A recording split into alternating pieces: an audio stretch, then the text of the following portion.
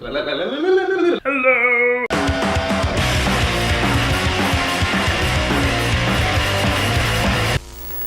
Welcome back to another Vegan in the Valley. Today we are going to be doing our first cooking video. I'm working from home today, it's snowing a ton. So I thought I would take this opportunity to make some good snow day food and kind of share my recipe for one of my go-tos whenever it's like snowy or rainy or miserable outside and I just want a bowl of something hot. So we're making curry today and the base of what we're using is golden curry. If you've ever been to Wegmans, I highly suggest golden curry. This was suggested to me from a friend of mine, Aaron, and it's really simple to make, which is probably my favorite thing about it besides the fact that it's really cheap. The box is only like $3.50 and it's just like basically sauce cubes and it just kind of creates a really good sauce.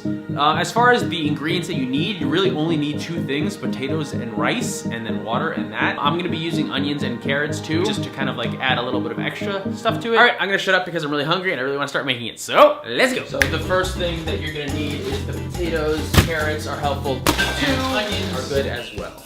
And besides that, you're also gonna need some rice.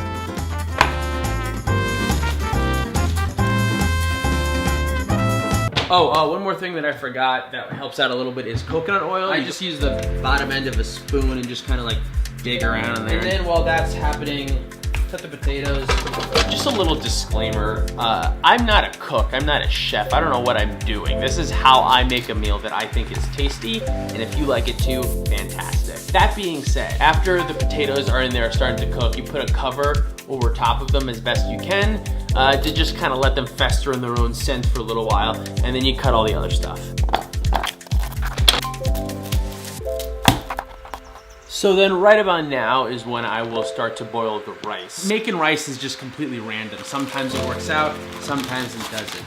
I like to go with roughly a cup of rice and roughly a cup and a half of water.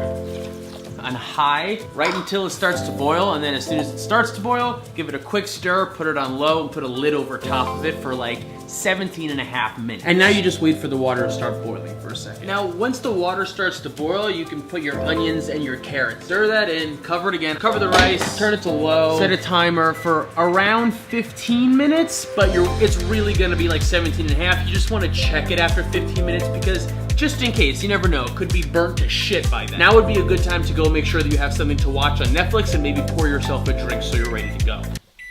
So then, once your 15-minute timer for the rice goes off, you can check your rice, realize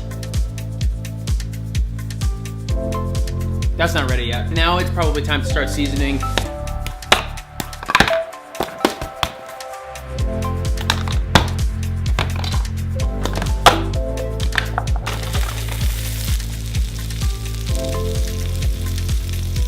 So once the rice is done, then you're gonna want to add the curry stuff. This is your main ingredient. You're gonna wanna pour like 2 cups of water in with the curry stuff. A little bit more than 2 cups. Once you pour the 2 cups in, then you wanna get out this, and now this is what it looks like. It's just like a slab.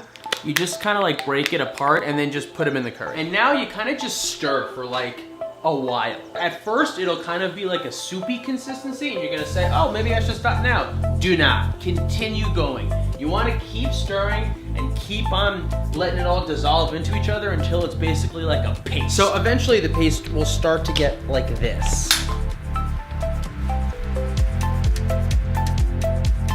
See what's getting all bubbly and you can see like the film getting, once the film starts coming, you know, that's when you know you're getting somewhere. We're almost there.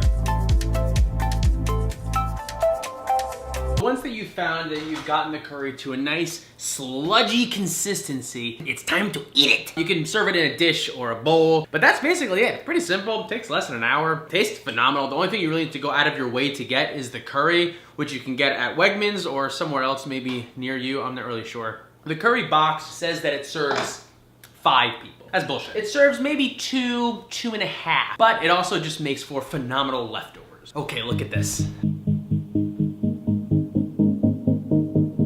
So that's it, that's the recipe, that's how you do it, that's what we do, that's what we're doing. If the recipe made any sense and you got something out of it, let me know if you made this dish and if it tasted any good.